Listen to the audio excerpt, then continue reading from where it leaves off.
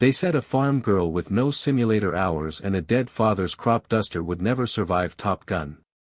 Then she cut her own safety systems mid-air, stalled her jet on purpose, and vanished off a stealth fighter's radar completely.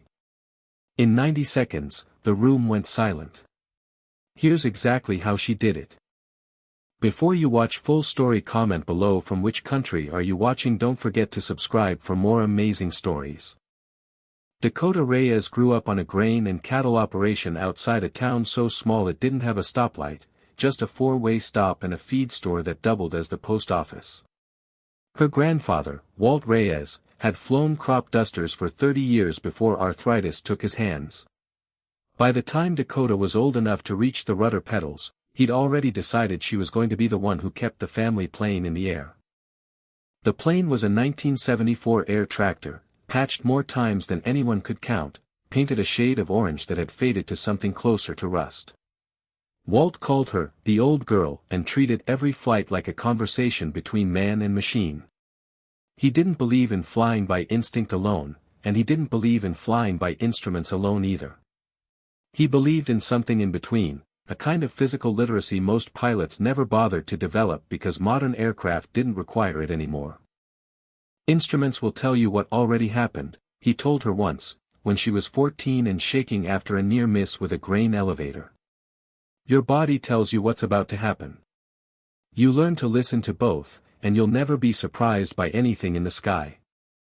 By 16, Dakota was flying solo application runs over 3 counties, banking the air tractor into turns so tight the wingtip vortices kicked up dust from the fence rows. She learned to read wind shear off the way wheat bent in the field below her. She learned that an engine sputtering wasn't always a fuel problem, sometimes it was carburetor ice, sometimes a valve about to fail, and the difference showed up as a texture in the sound long before any gauge would flag it. She learned to fly a chandelle turn at 40 feet off the deck, because that was the only way to reverse course fast enough to make a second pass before the spray drifted off target. None of it looked like fighter pilot training. It looked like a farm kid doing farm work. But everything Dakota was absorbing, energy management, the physical feel of an airplane approaching a stall, the ability to make split-second decisions with degraded information, was exactly the kind of foundation that produces exceptional combat aviators. She just didn't know it yet. Her grandfather died the winter she turned 19, and the operation couldn't survive without him. The bank took the equipment within a year. Dakota watched the air tractor get loaded onto a flatbed truck and driven off to a buyer 3 states away. She has said, in interviews since, that it felt like watching a family member get taken to a hospital she knew they wouldn't come home from. She enlisted 8 months later. The recruiter in Lincoln wanted to put her into aviation maintenance. She had a GED, a farm background, and no 4-year degree. On paper, she wasn't officer material, and without officer's wings, she'd never sit in the front seat of a Navy jet. Dakota didn't argue. She asked what she'd need to change that on paper, wrote it all down, and spent the next several years doing exactly that. An associate's degree through night classes while working aircraft maintenance on an amphibious assault ship. A transfer program that got her into a 4-year school. Officer candidate school at 24, older than nearly everyone else in her cohort. At flight school in Pensacola, she was the outlier in almost every sense. Most of her classmates had logged simulator hours before they could drive. Several had fathers or uncles who'd flown fighters. Dakota had logged more raw flight hours than half the class combined, but almost none of it was recognized as relevant experience by the syllabus. Agricultural flying isn't glamorous, and nobody expected it to translate to a supersonic strike fighter. It translated better than anyone expected. Her flight instructor, a hard-edged lieutenant commander named Priya Anand, ran her students through an unusual departure from controlled flight exercise in the T-6 Texan II, an intentional, unrecoverable feeling flat spin meant to see who panicked and who defaulted to procedure. Most students froze for a beat before running the checklist by rote. Dakota didn't freeze, and she didn't run the checklist verbatim either. She felt the airframe's rotation rate, made a judgment call about which control input would break the spin fastest given the specific way the aircraft was behaving, and recovered in a fraction of the expected time. Anand asked her afterward where she'd learned to do that. Dakota told her about grain silos and dead engines over Nebraska wheat fields. Anand wrote a single line in her evaluation notes that would follow Dakota through the rest of her career: exceptional airmanship. Recommend fighter track. It wasn't only her flying that set her apart. Dakota was older than most of her classmates by half a decade, and it showed in small ways nobody in the syllabus graded her on. She didn't panic in the debrief room the way the 22-year-olds did when an instructor tore apart a flight in front of everyone. She'd already spent years being told by bank officers and insurance adjusters that her family's operation wasn't viable, that the numbers didn't work, that she should quit while she still had something left. A stern flight instructor with a red pen was, by comparison, easy to sit across from. Her classmates noticed the difference too, though not always kindly at first. She didn't talk about vacation homes or family boats. She didn't recognize half the references her peers made to each other's father squadrons. One classmate, a sharp-tongued lieutenant junior grade named Colt Whitfield, asked her early on, half as a joke, whether she'd learned to fly on a tractor. Dakota told him, without missing a beat, that a tractor was actually harder to keep straight in a crosswind than anything he'd flown so far, and the room laughed at him instead of her. By the end of primary training, Whitfield was the one asking her for study sessions before the emergency procedures exam. What made her dangerous in the cockpit, Anand would say later, wasn't raw talent alone. Plenty of her classmates had raw talent. It was that Dakota had already spent a decade solving problems where failure meant losing the family business, or worse, and that kind of pressure calibrates a person's nervous system in ways a checklist never can. When an engine coughed at low altitude over a Nebraska field with a loaded hopper of chemical overhead, there was no tower to call, no wingman to lean on, no simulator reset button. There was only the next 4 seconds and whatever she'd learned to do with them. Dakota earned her wings flying the F/A-18E Super Hornet, an aircraft the Navy had been quietly, slowly retiring from frontline strike duty in favor of the newer F-35C Lightning II. She picked up the call sign Magpie during her first deployment, not for any particular heroics, but because she had an odd habit of collecting small broken parts from the flight line and fixing them in her off hours, the way a magpie collects shiny objects. It stuck. 2 deployments and 1 combat qualification later, she was selected for the Navy's Elite Strike Fighter Tactics program at NAS Fallon, the schoolhouse known throughout naval aviation simply as Top Gun. NAS Fallon sits in a high desert basin in western Nevada, ringed by the Stillwater and Clan Alpine Mountains, a landscape so dry and empty that pilots sometimes joke you could crash land almost anywhere and not hit anything but sagebrush. The airspace above it, the Fallon Range Training Complex, is some of the most heavily instrumented combat training airspace in the world, wired with sensors that record every maneuver down to the degree. Only a small fraction of naval aviators are ever invited to attend. Dakota was one of 14 pilots in her class, and one of only 2 flying the older Super Hornet. The Navy had committed most of its newest talent, and nearly all of its newest hardware, to the F-35C.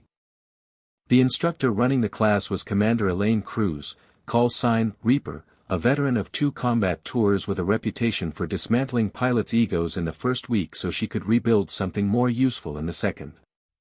Cruz didn't care whose kid you were or what jet you'd been assigned. She cared about one thing, whether you could win a fight when your technology failed you, because sooner or later, against a capable adversary, it would. The whole premise of 5th-generation air power is that you never get close enough to dogfight, Cruz told the class on day 1. Stealth. Sensor fusion. Beyond visual range missiles. The doctrine says the merge should never happen.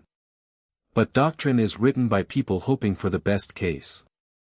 I train you for the worst case, because someday some adversary is going to jam your radar, spoof your sensors, or simply get inside minimum missile range before you know they're there. And when that happens, the only computer that matters is the one between your ears. Among Dakota's classmates was Lieutenant Marcus Kingsley, call sign Halo, flying the F-35C. Kingsley came from a family with 3 generations of naval aviators behind him. His grandfather had flown Phantoms over Vietnam. His father had commanded a carrier air wing. Kingsley was talented, meticulous, and had never lost a training engagement. He flew with a kind of precision that looked almost inhuman because, in a sense, it was. The F-35's flight control computer did much of the fine muscle work for him, blending control surfaces automatically to hold the jet at the exact edge of its performance envelope. Kingsley trusted that computer completely, and it had never once let him down. He also, from the first day, treated Dakota's presence in the program as something between a curiosity and an inconvenience. He wasn't cruel about it exactly. He was worse, in a way, because he was polite. He asked her once, not unkindly, whether she'd requested the Super Hornet or simply hadn't been offered the F-35 pipeline.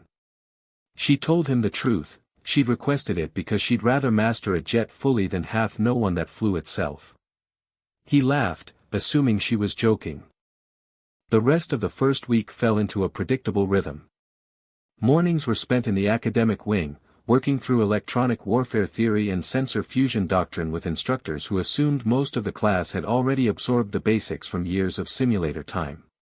Dakota hadn't, and she made no secret of it, staying late most evenings with a stack of manuals and a legal pad covered in her own diagrams, translating radar cross-section theory into terms that made sense against the only frame of reference she had, how a hawk disappears into a tree line, how a crop duster can vanish against a wheat field if the light and dust are right. It was a strange way to learn combat electronics, but it worked. By the second week, she was answering questions in class that stumped pilots who'd flown nothing but 5th-generation jets their entire careers. Kingsley, for his part, treated the academic sessions the way he treated everything else in the program, as a formality he'd already mastered somewhere along the family lineage of naval aviators leading back to him. He wasn't wrong to be confident.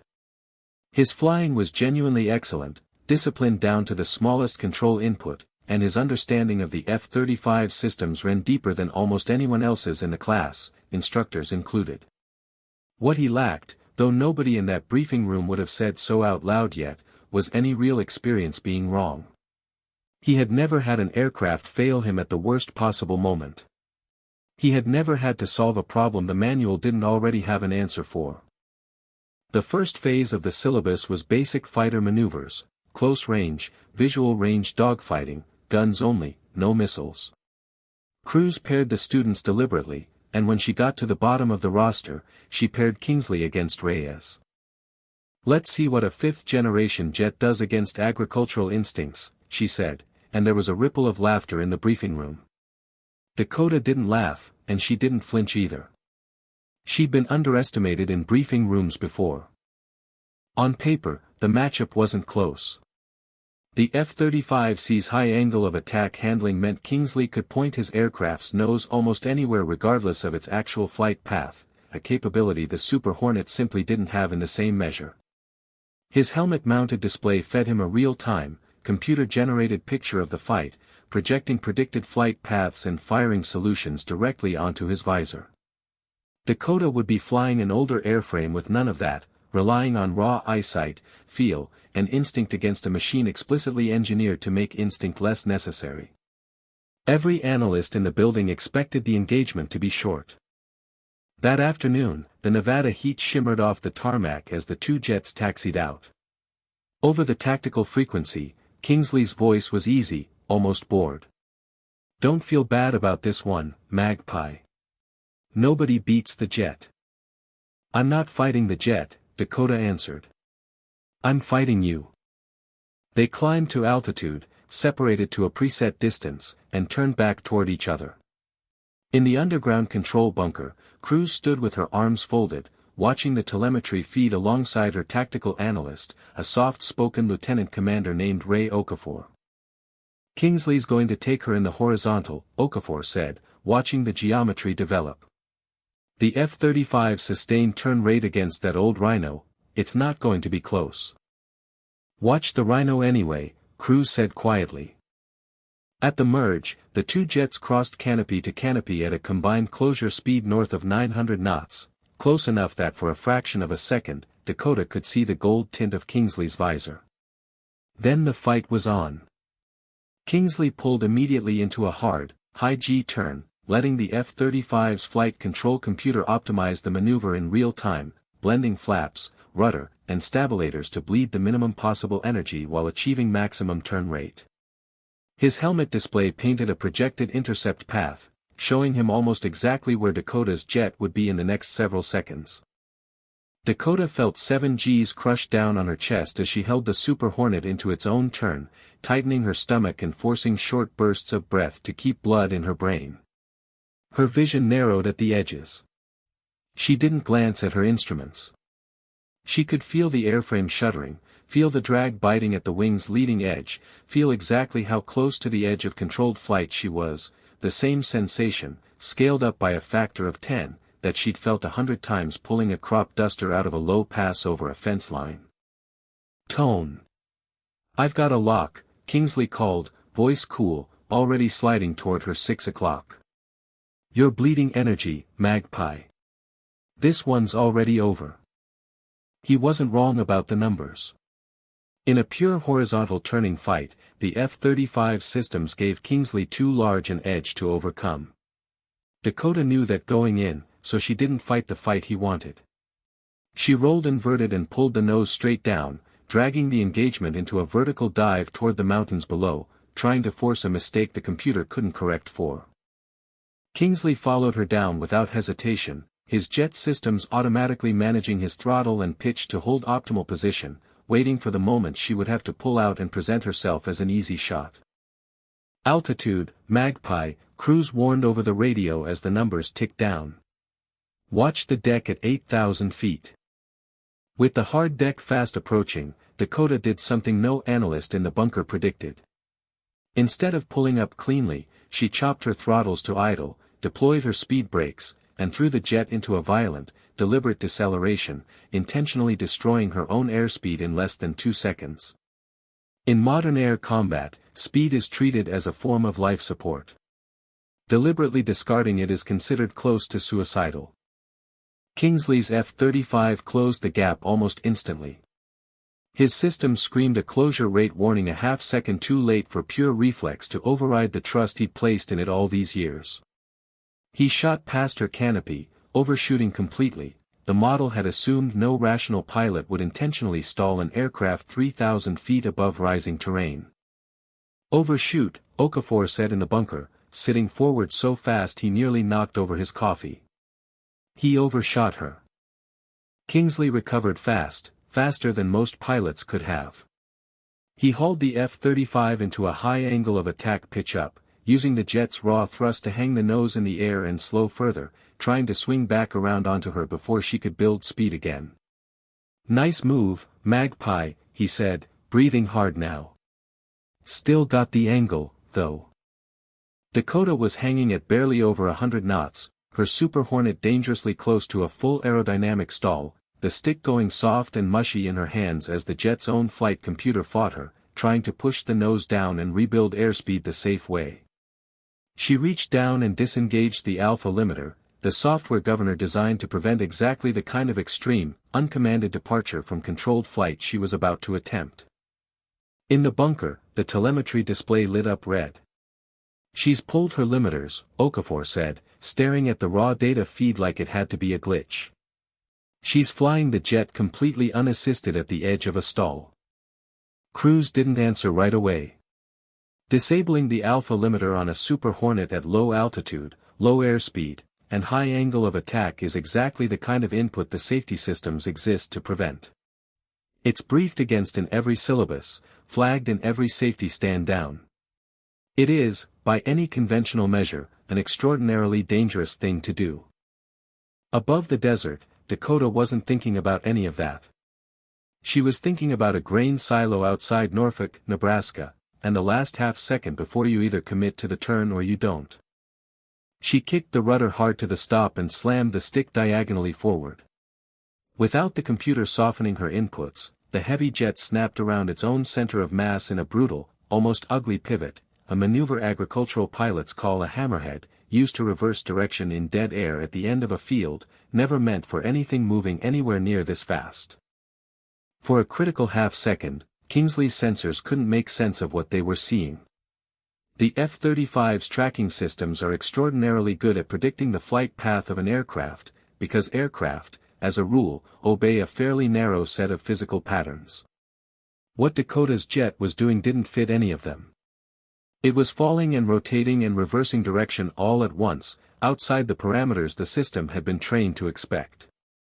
The targeting cue on Kingsley's visor fractured, slid, and disappeared.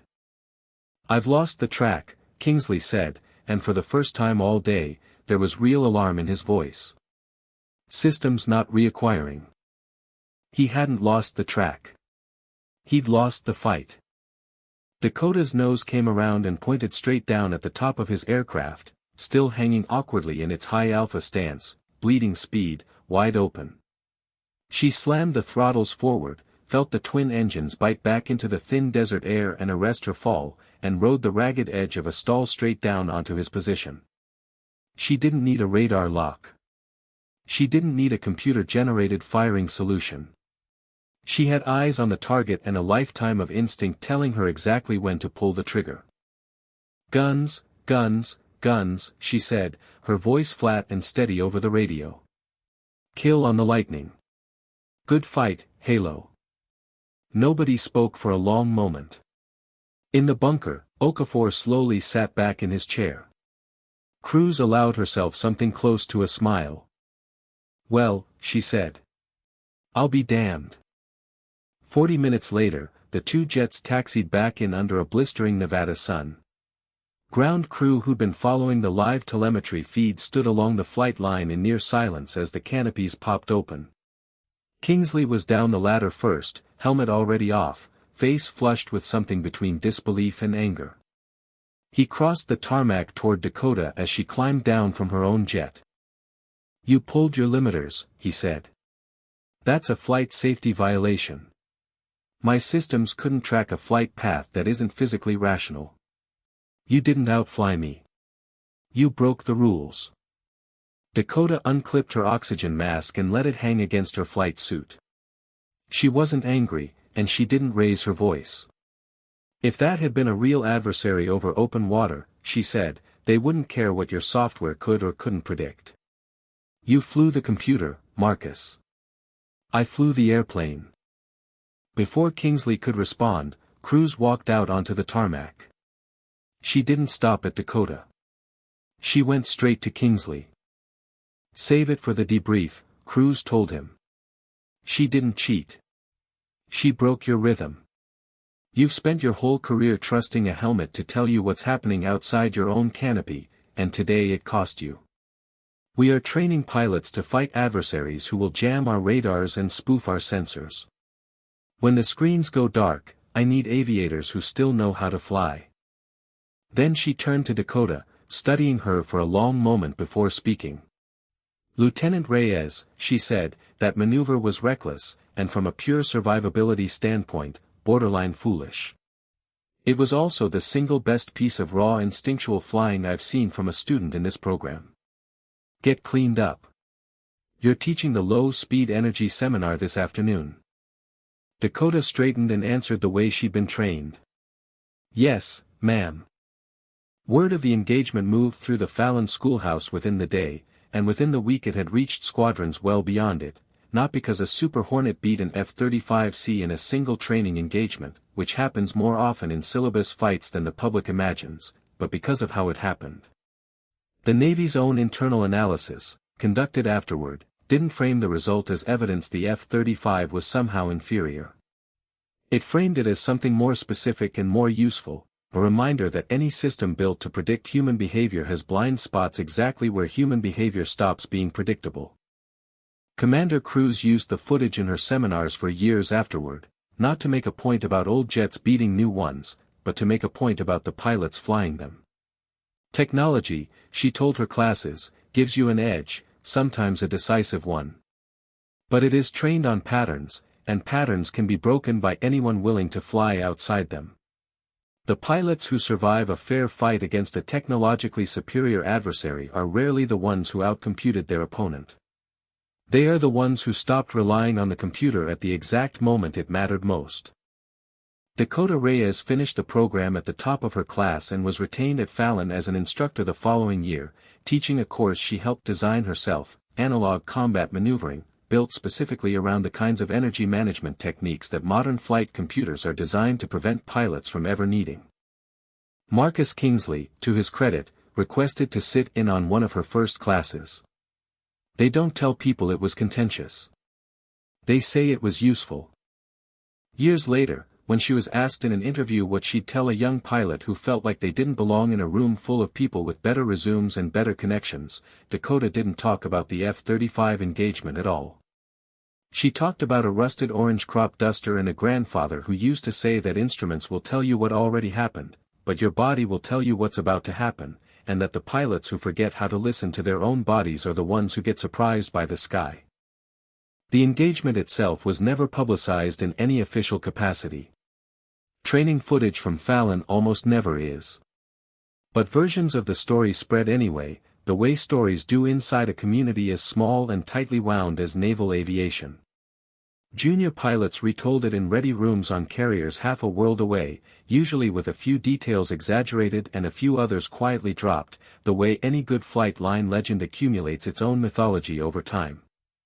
By the time Dakota heard her own story repeated back to her by a nugget pilot who had no idea he was talking to the actual person involved, half of it was unrecognizable. She let him finish before telling him who she was. He didn't believe her at first. What never changed in any retelling, though, was the core of it.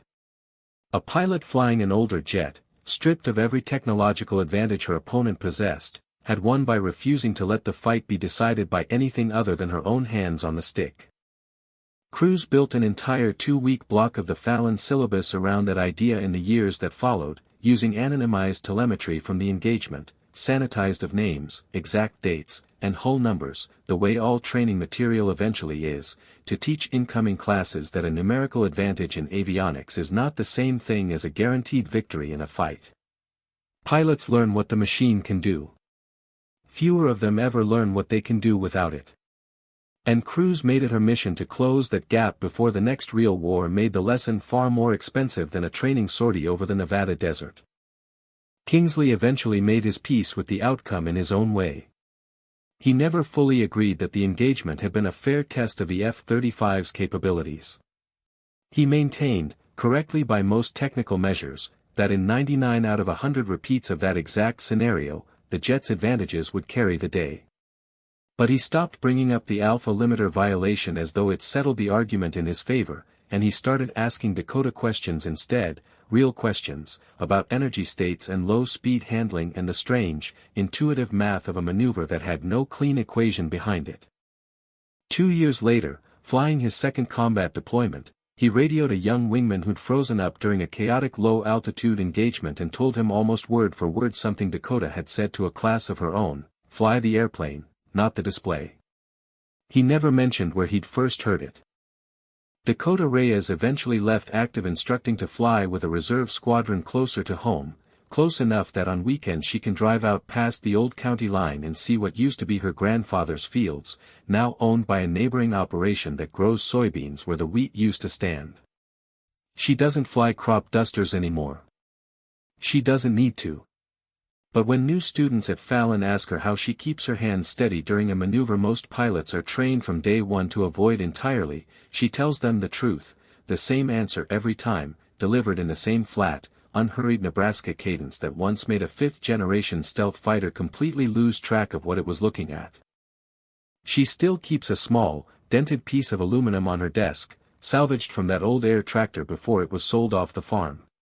It isn't much to look at, but everyone who's flown with her knows exactly what it means. On the anniversary of her grandfather's death, she still drives out to the old fence line where the crop duster used to make its final pass before turning home for the day. She doesn't stay long, usually just long enough to watch the wind move through whatever's growing there that season, reading the field the same way Walt taught her to read it 50 years before any radar screen or heads-up display ever tried to do the same job for someone else. Some lessons, she says, were never meant to be replaced. Only carried forward.